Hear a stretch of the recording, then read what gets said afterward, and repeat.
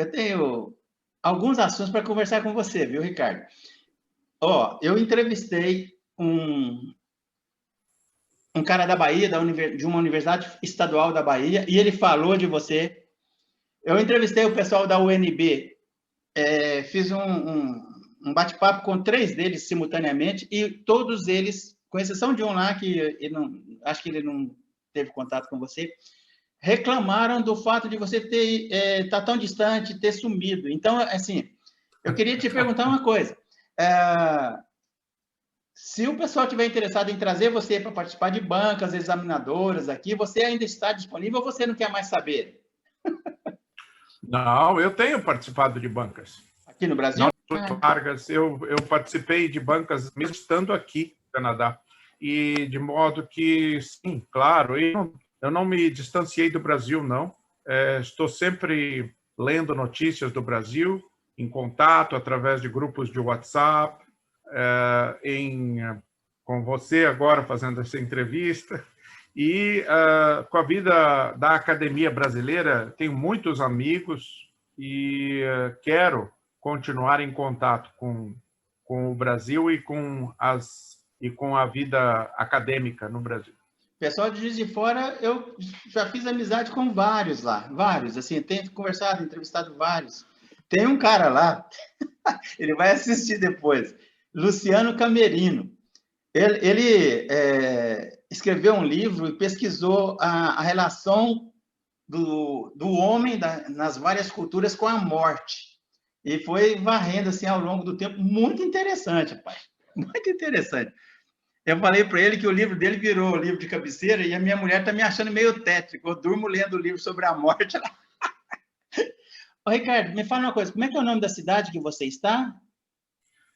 A cidade onde eu moro se chama Fort Erie. Quer dizer, forte, né?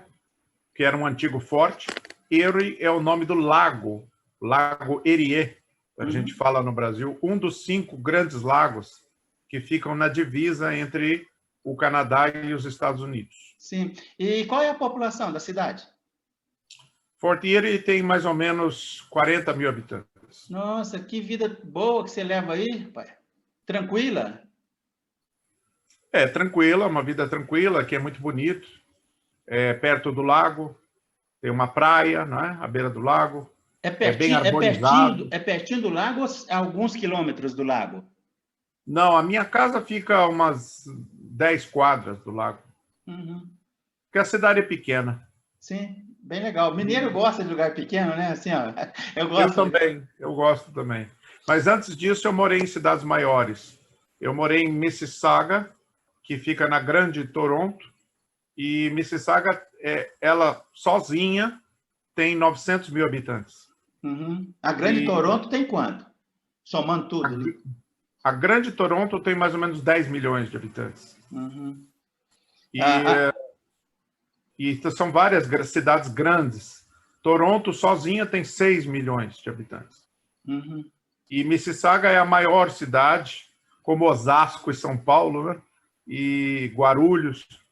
E Mississauga tem 1 milhão, quase 1 milhão de habitantes. Aqui em Campinas, acho que você já veio aqui, tem 4 milhões a região metropolitana, somando todas as cidades coladas aqui uma na outra, são 4 milhões. Sim. Ô, Ricardo, e você foi em 2014 para o Canadá? 2014. Eu vim definitivamente. Já tinha estado aqui antes, por causa de compromissos acadêmicos, mas vim definitivamente em 2014. Ok. E como é que é a questão da segurança? Realmente, você pode andar à noite, de madrugada, a pé nas ruas? Sim, a segurança aqui é incomparável, né, com relação ao Brasil. Sim. É verdade. Agora, lembremos que isso depende aonde. Então, por exemplo, no centro de Toronto, onde existe criminalidade, existem pessoas carentes, muitos mendigos. É como qualquer cidade grande, qualquer lugar do planeta. Então, você tem, sim, risco de andar à noite ali. Agora, se você mora numa cidade pequena, como Fort Erie, onde eu moro, aqui é muito seguro. Não existe... A taxa de crime é baixíssima. Tá. Ô, Ricardo, e você sente falta desse jeito nosso? Por exemplo, ó, eu te conheço há pouco tempo, parece que a gente joga bola assim há 10, 15, 20 anos, a gente conversa tranquilo, assim, é nosso, né, do brasileiro isso. E o pessoal aí deve ser mais frio, né? Mais distante. Sim, o brasileiro tem isso como característica, né? Já Sérgio Buarque de Holanda falava da cordialidade do brasileiro, não é? Alguns dizem que é mito, viu? Mas existe esse mito. E deve ter um fundo de verdade, né? O brasileiro, de fato, é alegre, ele é amistoso. Como diz que, fala assim, depois você passa lá em casa, mas não dá o endereço, né? Não vai nunca. Mas aqui no Canadá... Desculpa, Ricardo. Mais... Desculpa, nós somos assim mesmo, né? A gente fala, depois você vai lá, mas... Mas aqui nós temos duas coisas que eu gostaria de salientar. Uma é a influência inglesa. A cultura inglesa aqui é muito forte, muito maior do que nos Estados Unidos, incomparavelmente maior. Porque o Canadá é mais próximo da Inglaterra do que os Estados Unidos. E o Canadá se tornou país independente em 1867, muito depois dos Estados Unidos. 1867, bem depois do Brasil, hein? Então, a influência inglesa continua marcante. Nós, inclusive, o canadense continua sendo súdito da rainha Elizabeth, né? O Canadá continua ligado à Inglaterra nesse sentido. E aqui as pessoas, então, vivem o chamado live and let live, que é um importante provérbio inglês, né? Viva e deixe viver. Então, as pessoas não se envolvem nas vidas uns dos outros. Existe um senso de que é falta de respeito a gente fazer perguntas demais acerca da vida da outra pessoa. E o lado positivo disso é que todos respeitam e aceitam o modus vivendi de cada um. Não é? Ricardo, agora, e não deixa de ser falta de respeito. Aqui no Brasil, a gente, assim, eu vou trazer para mim, para não falar que nós brasileiros, muitas vezes faltamos com respeito à individualidade do outro. Né? Mas eu digo isso porque acontece, aqui você sabe, tem 50 mil brasileiros vivendo no Canadá. E às vezes o brasileiro chega aqui e, para fazer amizade, convida o canadense para vir na sua casa, ou começa a fazer perguntas: quando você casou, quantos filhos você tem? E isso é um faux pas, como se fala, né? Um passo em falso, porque o canadense imediatamente se retrai quando você faz isso. Sim. Agora, o outro fator que eu ia destacar é o multiculturalismo. O Canadá, inclusive o governo assumiu como política nacional o multiculturalismo. Significa que o Canadá não tem uma cultura única, não é um cadinho onde as pessoas... onde as culturas se misturam. Por exemplo, isso é radicalmente diferente nos Estados Unidos. Não é? A ideia nos Estados Unidos é que o imigrante chega e se torna americano. Aqui no Canadá, as pessoas trazem a sua cultura e vivem a sua cultura em solo canadense. E o canadense vê isso com naturalidade e como algo positivo, essa grande diversidade cultural, porque aqui no Canadá existem imigrantes. É um país que que vê a imigração como algo positivo. Então aqui você tem chineses, japoneses muito pouco, indianos, coreanos, vietnamitas, filipinos, árabes, africanos e de todos os países da Europa. Ricardo, isso porque o país precisa, né? De mão de obra, mão de obra qualificada e estimula a entrada, não é isso? Sim, aqui no Canadá existe o que a gente chama de Path to Citizenship, que é um caminho claro para a cidadania. que não existe nos Estados Unidos, não é? A pessoa pode se tornar canadense. Existe um caminho legal e claro para isso. Inclusive, qualquer pessoa pode procurar no site da Embaixada Canadense as instruções para isso, não é? Existe um sistema de pontos. O Canadá quer imigrantes qualificados. Ricardo, me corrija se eu estiver equivocado. São duas realidades distintas. O Canadá é um país enorme, com a densidade populacional muito baixa e com o controle de natalidade que foi acontecendo ao longo do tempo. É isso que aconteceu? Para ter que estimular a entrada de imigrantes? Eu vi uma palestra aqui do nosso embaixador brasileiro aqui no Canadá, eu fui ouvi-lo, e ele ressaltou duas semelhanças e uma diferença em relação ao Brasil e Canadá. O tamanho do território, o Canadá é maior do que o Brasil, mas ambos têm territórios continentais. Em segundo lugar, a produção agrícola e industrial do Canadá e do Brasil são semelhantes, igualmente são dois países imensos nesse sentido, dentro da economia global, mas há uma diferença que é a diferença populacional. O Brasil tem cerca de 250 milhões de habitantes, aqui no Canadá nós somos 37 milhões de habitantes. Para o mesmo território e a mesma produção. Então, essa é a diferença, não é? Agora, a população do Canadá vive numa faixa estreita de 250 quilômetros, mais ou menos, de distância da fronteira com os Estados Unidos. Então, do leste a oeste, da Nova Escócia até British Columbia, você tem uma faixa de mais ou menos... Pegando a região dos Grandes Lagos aí. Tudo, do país todo. Da fronteira, você pode viajar 200, 250 quilômetros para o norte e você tem 90% da população nessa faixa. É porque lá para cima é frio pra caramba, né? Sim, algumas cidades escapam, mas não as maiores. Algumas cidades grandes, por exemplo, Calgary, Winnipeg, são fora dessa faixa.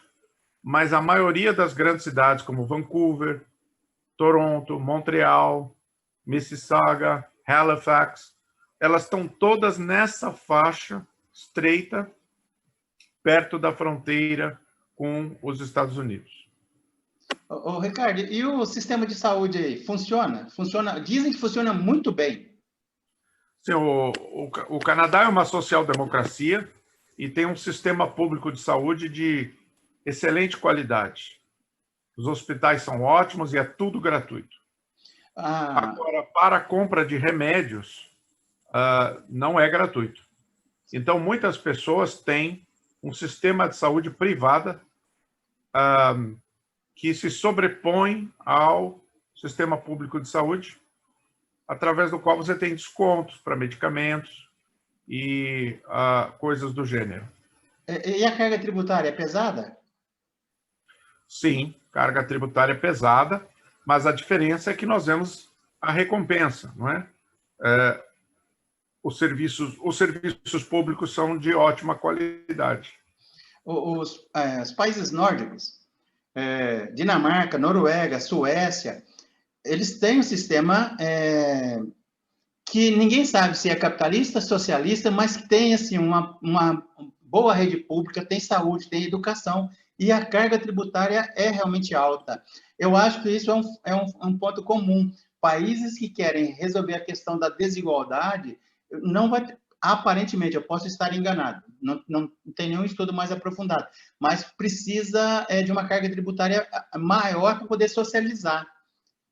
Isso. É claro que os Estados Unidos é o contrário disso. Os Estados Unidos é diferente do Canadá nesse sentido. Impostos baixos, mas você não tem serviços gratuitos como de saúde, e o serviço gratuito de educação é bastante questionado. E no Canadá, que é um modelo misto, né? Que a gente vê que existe é o que a gente chama de uma social-democracia, né? Então, é o que acontece aqui no Canadá. E funciona muito bem. Eu gostaria de ver esse modelo aplicado ao Brasil. Sim, sim. Eu estive no Uruguai antes da pandemia. Sabe uma coisa que aconteceu lá? Eu estava doido para ir entrevistar o Mojica. Eu queria achar, porque ele mora numa chácara perto lá de Montevidéu, e ele é muito acessível. Mas aí acabou não dando certo. Eu queria ir lá com o meu celular para entrevistar o Mojica. Mas sabe o que andou acontecendo com a experiência do Mojica no poder? Dizem que muitas empresas grandes caíram fora do Uruguai, sabe? Então, assim, essas experiências, eu tenho a mesma visão sua, olha que interessante, em relação à redistribuição de renda. Mas, desculpe, o grande problema é a evasão das grandes empresas, acostumadas a não ter uma carga tributária alta. Eu até quero ver qual rumo que as sociedades vão tomar nesse sentido, porque não dá para continuar desse jeito. Para quem quer sociedades mais justas, né? Ricardo, o que você falaria para alguém que pensa, muitos jovens querem ir para o Canadá, o que você falaria para eles com relação a custo de vida, ao que eles vão enfrentar aí? Porque o pessoal só fala do lado bom, né? Eu suponho que tem algumas coisas ruins, difíceis aí, suponho. A principal reclamação dos brasileiros é o clima. O inverno é muito frio. Mas os canadenses insistem que não existe clima frio. O que existe são pessoas mal agasalhadas. Uhum. Então, você tem que aprender a conviver com o frio. E você acaba se acostumando com isso. Emigrar não é fácil. Os psicólogos costumam dizer que mudar de país é uma das experiências mais estressantes e traumáticas de todas as experiências humanas. Então, o imigrante, ele tem uma tendência à depressão muito grande, seja de onde para onde, não importa. Eu tenho convivido com muitos imigrantes brasileiros. É difícil a gente se adaptar a um outro país, mas é claro que existe uma colônia brasileira aqui e isso ajuda, não é? Eu não posso dizer que é fácil emigrar. Pelo contrário, é um grande desafio psicológico, mental, intelectual. E a pessoa que decide vir para o Canadá, ela deve estar preparada para trabalhar, para enfrentar essas dificuldades. Há um caminho para a cidadania, como eu disse, para a imigração legal, o visto de imigrante, de morador permanente. Tudo isso está explicado no site da Embaixada Canadense no Brasil, dos consulados. É fácil perceber que existe um esquema de pontos e para a pessoa poder passar nesse sistema de pontos, o ideal é que ela seja jovem. Então, parece que até 38 anos você recebe pontos por idade. Então, eles querem, o governo canadense quer imigrantes jovens e bem qualificados. O número de pontos varia de época para época. Então, depende do número de pessoas que está aplicando, que está pedindo para vir. E existem pessoas que pedem aqui, e existem pessoas que pedem já no seu próprio país de origem e fazem a pontuação. E já recebem o visto de imigrante permanente antes de vir. Ricardo, eu tenho uma curiosidade. Como é que é essa questão da língua francesa e a língua inglesa dentro do Canadá? Como é que é isso? As duas línguas coexistindo aí? Ambas as línguas são oficiais. Você tem sinais de trânsito, por exemplo, em inglês e francês. Todos os produtos de supermercado têm rótulos em inglês e francês. E espera-se o conhecimento básico de francês de todas as pessoas. Em Quebec, o francês é majoritário. Em uma das províncias, na província de Quebec, o francês é bem majoritário e lá a província decidiu que não há necessidade de rótulos e placas em inglês. Então, lá o francês prevalece. Mas ambas são línguas oficiais. Quem tem mais de 40 anos e pretende migrar, precisa ser altamente qualificado para compensar a perda de pontos por causa da idade, porque você recebe 0 de pontos por idade. Então, você tem que ser fluente no inglês e no francês, porque tem teste de línguas. Você tem que ter uns 10 anos de trabalho numa firma canadense ou doutorado. Essas são as exigências que permitem, não é exigência, não é pré-requisito, mas é pontos que você adquire por cada um desses itens. Então, a chance de uma pessoa de mais de 40 anos de migrar para cá, que foi o meu caso, é se ela tiver boa parte destas qualificações. Exato. Ô, Ricardo, eu tenho uma outra curiosidade. Você falou que aí tem, assim, relativamente próximo da Inglaterra. Agora, a migração... Sim, pelo mapa a gente vê ali bem pertinho, né? A migração foi de ingleses ou de escoceses e... Como é que... Aquelas... irlandeses? Pelo que você sente aí. Porque você sabe, né, que tem um racha aí entre a Inglaterra, a Escócia, na história, ao longo da história. Os ingleses achavam que os escoceses eram, como é que eu posso falar? Eram uma subcultura. E os tratavam como se assim eles fossem, ao longo da história. Então, assim, a migração para o Canadá foi de ingleses ou de escoceses e irlandeses? A história do Canadá é uma das histórias nacionais mais complicadas de todas. Você acredita que uma das primeiras colônias aqui no Canadá foi uma colônia de portugueses? Eu acredito. Um homem chamado João Fernandes Lavrador, português, navegador português, navegante, fundou uma colônia onde hoje fica a província de Newfoundland, que é a província da Terra Nova. E lá eles fundaram uma vila de pescadores portuguesa e declararam que aquela terra pertencia a Portugal, mas no final não vingou. Sim. Mas e a região ali chama-se Labrador até hoje, em homenagem a esse homem. Você sabe que, para mim, não é muito clara essa questão do Reino Unido até hoje. Como é que é essa relação do Canadá com a Inglaterra politicamente, hoje?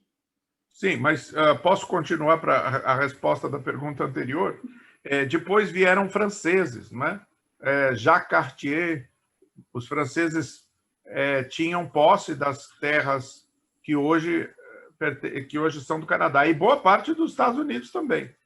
Depois vieram os ingleses e conquistaram essas terras. Mas, a princípio, eles fundaram colônias onde hoje é chamado Nova Scotia, a Nova Escócia. Em latim, Nova Scotia. E essa região foi colonizada por escoceses, como você disse. Por isso que o presbiterianismo é muito forte aqui. Muitos imigrantes escoceses e irlandeses.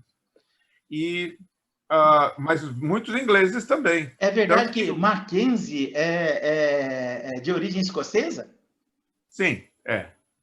E a Universidade Mackenzie ela foi fundada com contribuição financeira de um milionário canadense chamado John Mackenzie. Os Mackenzies foram muito influentes aqui na história do Canadá e também no governo canadense. Mackenzie é filho do Enzi, alguma coisa assim, né? Mackenzie. Isso. Né? É o prefixo Mac, que caracteriza a maioria dos nomes escoceses, né? Então, mas hoje o Canadá é multicultural. Então, você tem mais ou menos 40% da população remete ao Reino Unido. Irlanda, Escócia, Gales, Inglaterra. E o Canadá pertence ao Commonwealth, que é o mundo comum, digamos assim, do antigo Império Britânico. Assim, acho que porque eu também não me dediquei a dar uma lida sobre isso, mas assim, pro forma essa relação com a Inglaterra da comunidade Não. Aqui no Canadá, não. Como eu disse, o cidadão canadense tem que jurar que será súdito da rainha da Inglaterra. Mas isso não é mais pro forma? Sim e não. Porque, veja, o Senado canadense, ele é inteiramente constituído por pessoas escolhidas pela representante da rainha aqui no Canadá. Enquanto que a Câmara dos Deputados é eleita. Então, é um sistema misto, não é? E o Premier, que é um sistema parlamentarista, o primeiro-ministro também é eleito. E tem uma questão tributária tem alguma relação financeira com a Inglaterra? Não, mas o Canadá e a Inglaterra são países irmãos. Sim. A Inglaterra considera o Canadá mais fraterno do que o próprio Estados Unidos. Uhum. Inclusive, no século XIX, houve guerras entre Canadá e Estados Unidos, não é? Inclusive, essa semana, com os incidentes da Casa Branca, os repórteres estavam lembrando que a Casa Branca foi incendiada pelos canadenses em 1812, né? E nessa época os canadenses eram chamados loyalists, que eles eram aqueles que não participaram da Revolução Americana de Independência e permaneceram fiéis à coroa inglesa. Os americanos, alguns, principalmente o pessoal do stand-up, faz muita piada com o Canadá. Sim, os americanos gostam de motejar, fazer chacota com os canadenses. Mas há muitos artistas canadenses, não é? Que as pessoas pensam que são americanos, muitos atletas canadenses. Tem time de basquete do Canadá que disputa a Liga Americana. Sim, de basquete e também de hóquei, que hóquei é o esporte nacional do Canadá, é o hóquei. E a maioria dos atletas de ponta no hóquei, inclusive nos times americanos, são canadenses. Você gosta muito daí, né, Ricardo? Gosto sim, estou muito feliz aqui, mas também amo o Brasil. Eu gosto dessa nossa bagunça aqui, rapaz. Não, eu amo o Brasil, assim. E eu conheço. Olha, é importante. Desculpa, e eu conheço esse Brasil de norte a sul, leste a oeste. Assim, de ir de avião, de ônibus, de pau de arara. Eu amo o Brasil. Ilha de Marajó, tribos de índios. Ainda não tive a oportunidade de conversar sobre essas coisas com você. Mas eu amo muito o Brasil. Muito. Desculpa, eu te interrompi. Eu ia dizer que... agora eu me esqueci. Estava falando sobre gostar do Brasil e gostar do Canadá. Isso. Tudo, é isso que eu ia dizer. Tudo tem vantagens e desvantagens. Morar no Canadá tem vantagens e tem desvantagens para o brasileiro. Morar no Brasil também tem desvantagens, mas há vantagens. Sim. E eu reconheço isso. Muitas vezes eu me pego considerando retornar para o Brasil. Vou jogar uma casca de banana para o meu amigo Ricardo Quadros Gouveia. E o casamento, tem vantagens e desvantagens? Claro que tem. Cuidado com a resposta aí, a sua esposa deve estar por aí. Não, precisamos ser honestos intelectualmente, não é? E reconhecer que tudo na vida tem vantagens e desvantagens. É verdade, é verdade. Quando a gente faz uma escolha, Kierkegaard dizia, a gente perde aquilo que não escolheu, né? Por isso que toda escolha é frustrante. Mas nós temos que escolher. Sim. Na vida, não é? Estamos fadados a escolher as coisas. Então, quando eu escolho casar, eu abro mão da vida de solteiro. Sim. Se eu escolho não casar, eu abro mão da vida de casado. Se eu imigrar para o Canadá, eu abro mão da vida no Brasil. Se eu não imigrar, eu abro mão da vida de imigrante no Canadá. E assim por diante. E, infelizmente, a gente não pode ter ambas as coisas. A gente tem que escolher. E a escolha implica em perda. Ricardo, você trabalhou também no meio corporativo, uma vez você comentou comigo, e eu trabalhava em universidades corporativas. A gente chama, assim, quando uma pessoa vai ascendendo numa instituição, um gestor, ele aprende a trabalhar com informação para tomar decisões. A gente chamava, né, tem alguns dão outros nomes, de árvore do processo decisório. Você vai colocando os elementos e você toma a decisão de menor risco e bola para frente. Exato. Que Tá. tudo envolve risco, não é? Não existe decisão que não implique em perda e que não implique em risco, porque nós tomamos decisões baseados em critérios racionais e muitas vezes emocionais. Sim. Mas há sempre risco. Ricardo, eu, graças a Deus, posso dizer que a minha imigração para o Canadá foi um total sucesso. Que bom. Mas isso não significa que eu não corri riscos. Corri riscos sérios e tive perdas. Entendi. Hoje a diferença do câmbio em relação ao Brasil está muito grande. Como é que está o câmbio hoje? Era muito menor, né? Parece que 5-1, um pouco mais que isso. A moeda corrente aí é o dólar? Chama-se dólar canadense. E ele segue mais ou menos a paridade do dólar americano em relação ao real? $1 canadense você compra 70 centavos do dólar americano. Uhum, tá. $1 americano dá 1,30 mais ou menos do dólar canadense. Não vamos entrar para a economia, não, mas... Aliás, assim, o contrário, desculpa, é o contrário, né? Acho que eu falei besteira. Não tem.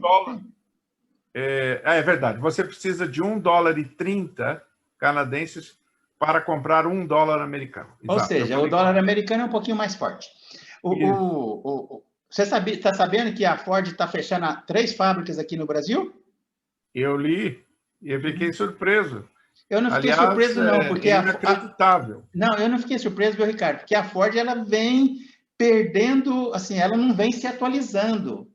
E com essas mudanças na tecnologia, vai ter muita empresa caindo fora do mercado, vai ter muito profissional que vai cair fora do mercado. Você sabe, né? Tá acontecendo. Eu achei interessante, eu fiz um comentário lá no nosso grupo, lá do WhatsApp, sobre a tecnologia, e você discordou de mim, e eu falei assim, é que ele não sabe que eu faço apologia da tecnologia. Olha aqui que legal, a gente proseando aqui, batendo papo, olha que gostoso, né? Mas eu não me lembro de ter dito algo contra, porque eu também sou um defensor da ciência e do avanço tecnológico. Eu, inclusive, combato... Não, desculpa, é que eu fiz um comentário que deu a impressão que eu era contrário, aí você... entendi. Mas aí eu falei assim, deixa pra lá que...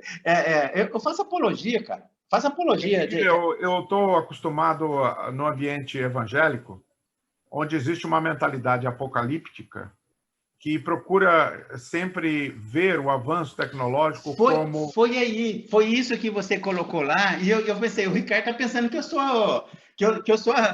eu vou datar o final dos tempos. Uma vez, Ricardo, deixa eu contar uma coisa engraçada. Eu estava andando aqui na lagoa da Unicamp, a Universidade Estadual de Campinas tem um lago aqui que o pessoal anda em volta. E eu estava andando com um amigo meu lá da Igreja Batista. Aí ele virou para mim, a gente andando, olha a cena. Ele virou para mim, eu vou pregar domingo. E eu estou andando. Aí eu falei, você vai pregar sobre o quê? Ele falou, Apocalipse. Eu parei, pus a mão na cintura, você não vai datar não, hein, cara? Ô, Ricardo, eu queria mudar de pato para ganso, né? Já conversei, assim, você já falou bastante sobre o viver aí no Canadá. Para quem estiver interessado em assistir, já vai contribuir bastante. Mas eu queria falar de um outro assunto.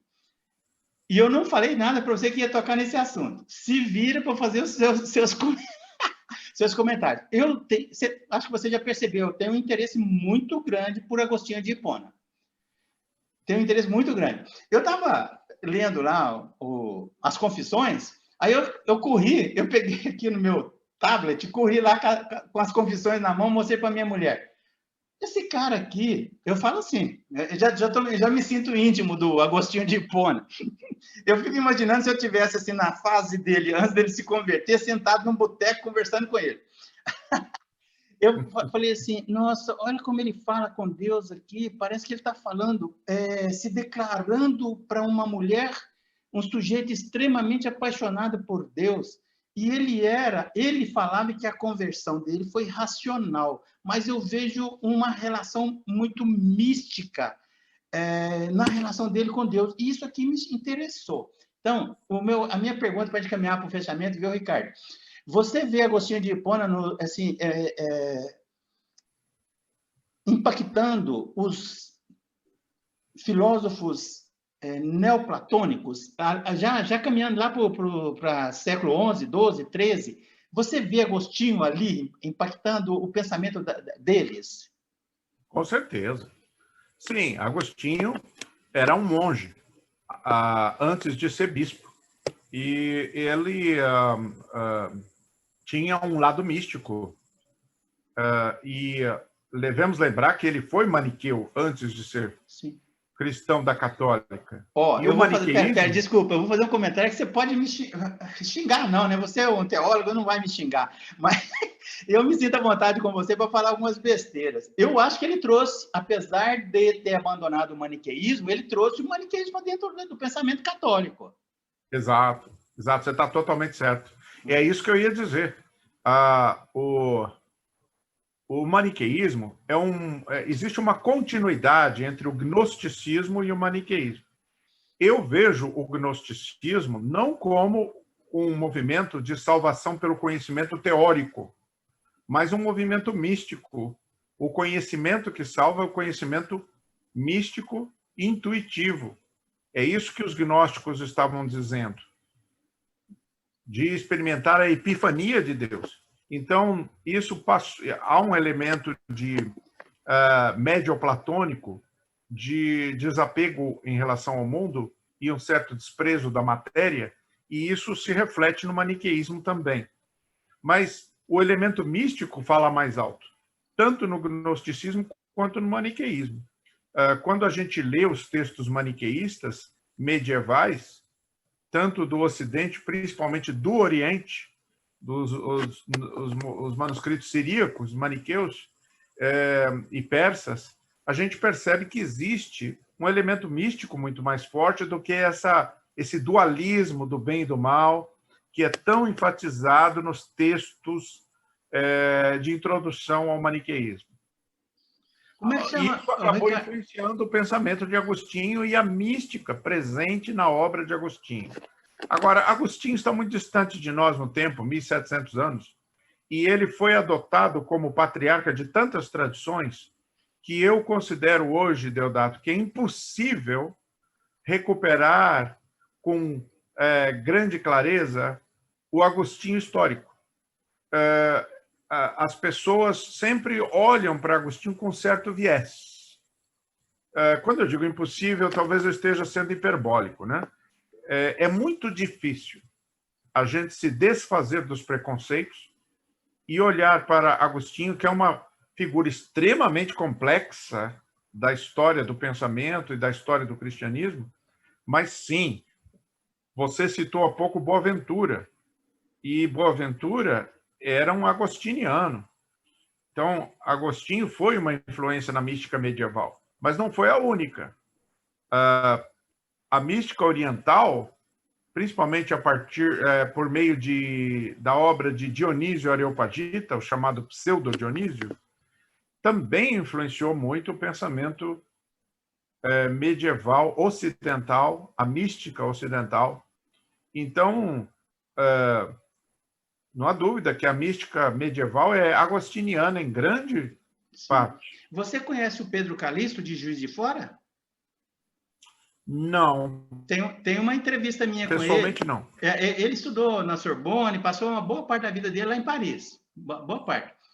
Você vai falar que é medieval, mas quando eu falo essas coisas, mas tudo bem, não tem problema. Viu, Ricardo? Acho que você vai gostar desse cara, rapaz. Ele trata muito das questões do infinito, mas assim, com embasamento filosófico, raciocínio lógico muito grande, muito grande. Depois eu vou mandar o link para você dar uma lida, assistir também. Você vai gostar dele. Pedro Calixto. O que você falou agora me leva a dizer o seguinte: as pessoas pensam que a mística é irracional. Não, desculpa, Mas não é desculpa. isso. Não, peraí, desculpa. Não estou dizendo que você disse isso. Não, peraí, amigo. Eu entendo o que você está falando, eu pensava isso, e agora que eu estou assim, conversando muito com você, conversando com os neoplatônicos, com os pesquisadores do neoplatonismo, eu já mudei completamente. Aí é que eu fiquei mais atraído ainda, porque eu vou buscar, na minha formação, que você sabe que eu falo que é meio promíscua, né? É assim, uma estruturação filosófica para poder fazer essa minha estrada. Com certeza, para fazer essa estrada, para trabalhar essa visão do misticismo. Desculpa, eu te interrompi para me defender. Não, você não disse isso, mas muitas pessoas falam do misticismo, ou da mística cristã, como eu prefiro dizer, como algo irracional. E, na verdade, a mística não é irracional. Ela não é racionalista. O racionalismo é uma absolutização da razão, como se os poderes da razão fossem suficientes e fossem autônomos, não sofressem influência da vontade, da emoção, das paixões. Então, há uma confiança exagerada nos poderes da razão. Isso é o que nós poderíamos chamar de racionalismo. Eu coloco de uma forma mais simples, assim, né? A minha maneira é uma não aceitação da limitação do conhecimento humano. Isso. Né? Isso é racionalismo. Então, o cartesianismo, mas mesmo o empirismo britânico, tem essa tendência, e o pensamento analítico contemporâneo também tem essa tendência. E a mística, ela é um importante corretivo, porque ela não deixa de ser racional, mas ela percebe que a razão é influenciada por elementos não racionais. E a mística aponta para formas de compreensão que escapam daquilo que nós normalmente chamamos de razão, dedução, indução. A mística apela para a intuição. Por isso que Pascal, por exemplo, um grande místico católico do século XVII, dizia: o coração tem razões que a razão desconhece, apontando para outras razões. Existem outras racionalidades que não são as racionalidades da dedução e da indução, que são consideradas racionais. Né? Então, a mística, ela é um elemento importante do pensamento ocidental, do pensamento humano, da história do pensamento humano. E quando a gente trata de experiência religiosa, aí, que uma coisa é ciência, outra coisa é política, outra coisa é religião, são vários fazeres humanos. Quando a gente está falando de experiência religiosa, então aí o racionalismo passa a ser prejudicial. Isso é entregar à razão toda, digamos, apostar na razão e nos poderes da razão, todas as suas fichas, quando se trata de religião, no melhor sentido da palavra, é um equívoco. Ô, Ricardo, você foi orientador do Chardin, ele me falou, do mestrado dele, e ele trabalhou em cima da nuvem do não saber. Isso. Né? Da nuvem do não saber. Sim, foi uma sugestão minha, é um texto medieval pouco estudado ainda e um dos meus preferidos. É um texto anônimo e provavelmente em inglês, o que foge um pouco da regra, né? Porque a mística, em geral, é continental. E geralmente os textos medievais são em latim, né? Sim. E a Nuvem do Não Saber é um texto belíssimo. Eu gosto muito. Ele teve uma experiência interessante. Eu entrevistei, fiquei mais assim, numa visão geral, porque eu sei que é um texto que provavelmente é desconhecido do grande público, e eu marquei com ele de novo para tratar das questões metodológicas, para buscar a razão. E ele está lá. Eu marquei com ele, nós vamos conversar de novo. Ele é gente boa demais, gente fina demais.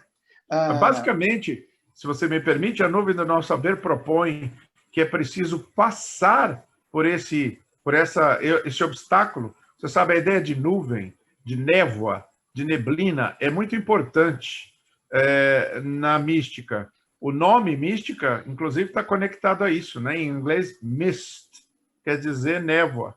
E tem um texto do Miguel de Unamuno, que é um texto místico, chamado Névoa. E até na Bíblia, a fumaça, as nuvens, estão sempre conectadas à experiência mística. E ele chama de nuvem do não saber a experiência de abandono do conhecimento teórico. Sim. E você veja um engano de dizer que no gnosticismo a ênfase é no conhecimento teórico. É o contrário. É o abandono do conhecimento teórico abstrato, que é a marca do cristianismo baseado em crenças e proposições teológicas, e chegar a Deus pela via do amor.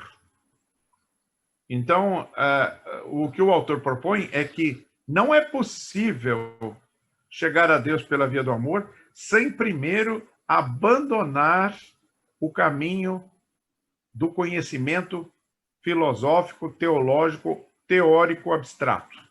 Mas aí tem um paradoxo sem tamanho, hein?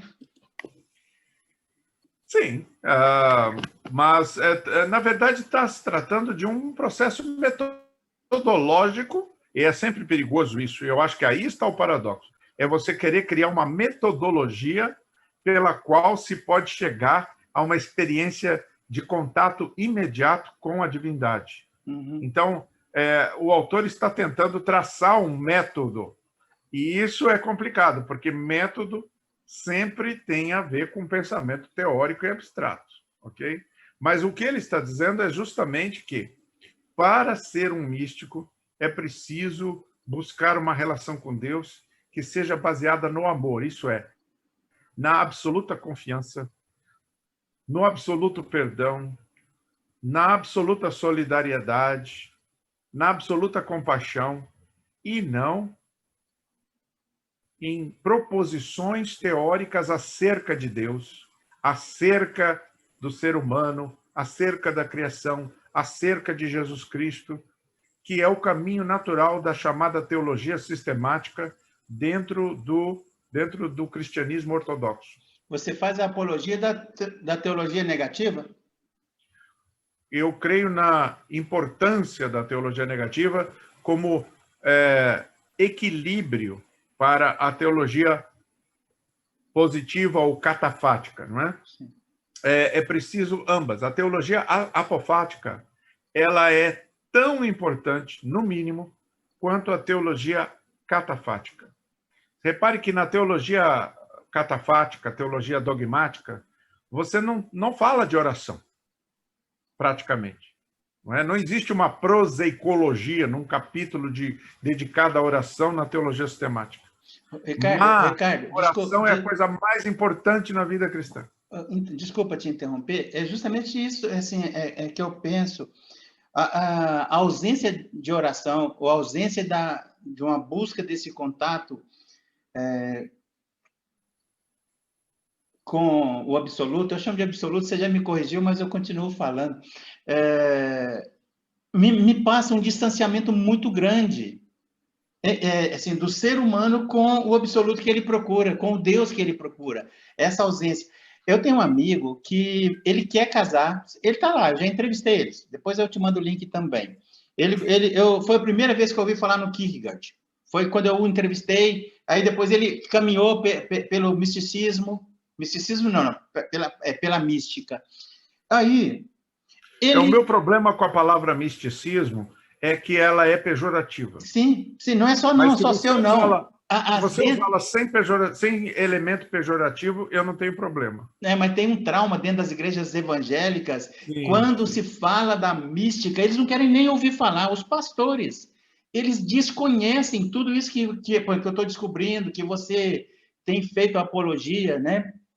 Infelizmente, a maior parte desconhece e associa com outras coisas. Aí é um problema. Eu vejo como um problema sério. Assim, é um distanciamento que se provoca... gravíssimo. Gravíssimo. Eu chamaria isso de uma enfermidade letal. Se o mundo evangélico não se curar disso e continuar enveredando para o caminho do racionalismo, isso será fatal. É preciso curar-se, é preciso recuperar a mística. Eu não estou dizendo que é só mística. Pelo contrário, eu sou professor de teologia sistemática. Mas nos meus cursos de teologia sistemática eu falo na importância de um equilíbrio entre a teologia catafática, sistemática, teórica, e a teologia apofática, que é a teologia negativa, que é a teologia mística, que é a teologia da oração. Ricardo, dá para a gente fazer uma série de bate-papos só sobre essa questão ao longo de 2021, assim, com calma, para ficar claro, porque isso é desconhecido, Ricardo, e as pessoas não falam muito. Os primeiros contatos que eu tive com a mística, eu comecei a desconfiar.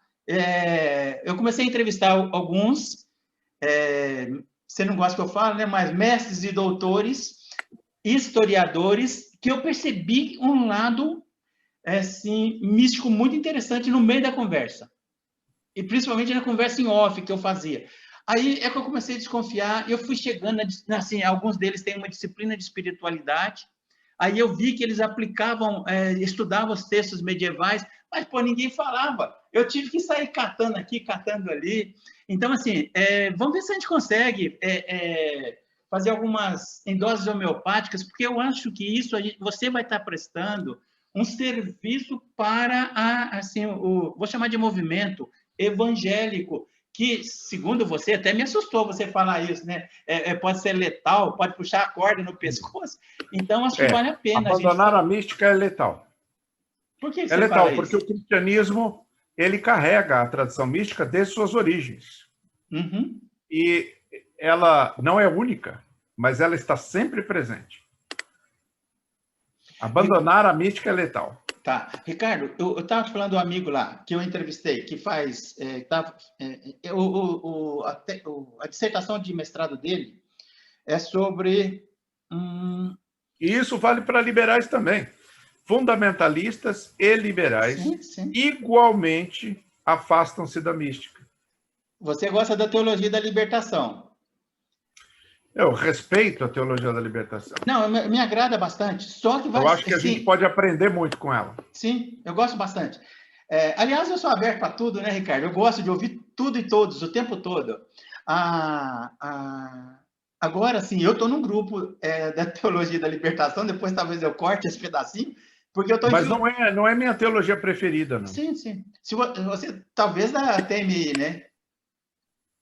A TMI, eu escrevi um livro sobre a TMI, chama-se Missão Integral, a única missão, deixando claro que não existe outra a não ser a missão integral com base no Novo Testamento, né? Então, eu sou, sim, adepto da teologia da missão integral, no que concerne às ações práticas e o envolvimento social e político do cristão. Mas eu não vejo teologia da missão integral como solução, sim, como panaceia para o problema do mundo evangélico hoje no Brasil. Você conhece o Capelete? Conheço de nome. Já entrevistei ele também, já fiz amizade. O cara, esse é TMI, viu? Assim, literalmente.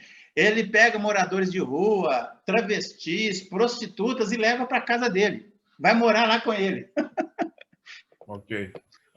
Bom, vamos fazer uma diferença. Ele faz missão integral. Ele vive. Mas, ele vive. Agora, teologia da missão integral é uma área do conhecimento teológico. Não é? Então, uma coisa é você teorizar sobre o assunto, sim, não é? E outra coisa é você praticar missões urbanas no espírito da missão integral. sim. O que, na verdade, é muito mais importante, né? Eu acho. Então tá bom, Ricardo. Não, vamos marcar sim. As conversas que eu tenho com você podem ser muito úteis para o povo evangélico. A gente pode marcar de ter conversas e depois você vai cortando e costurando e montando montando os temas de acordo com Com a caminhada. sequenciamento. Mas você sabe, eu como professor, eu sou um provocador também, como você, né? E eu costumo dizer que eu faço a semeadura da dúvida, porque eu quero que as pessoas pensem. Para mim, ensinar teologia não é simplesmente dizer para os alunos o que eles devem pensar, o que eles devem crer, mas sim apresentar os temas e os problemas a serem pensados, a serem refletidos, para que a gente possa desenvolver a capacidade de considerar os problemas teológicos, né? À luz da Bíblia, à luz da missão. Ricardo, muito obrigado por separar esse tempo aí. Eu sei que a sua vida também, você tem seus compromissos, e eu te convidei ontem, você se dispôs a bater esse papo comigo aqui. E muito obrigado por trazer algumas informações sobre o Canadá e também sobre a mística, que é tão interessante. E vamos ver se a gente volta ao longo de 2021 a bater mais papo, conversar um pouco mais sobre a mística, tá bom? Um abração, muito obrigado. Claro. Obrigado você, Deodato. Deus abençoe a sua vida e o seu ministério. Amém, obrigado. A gente se fala. Tchau, até a próxima.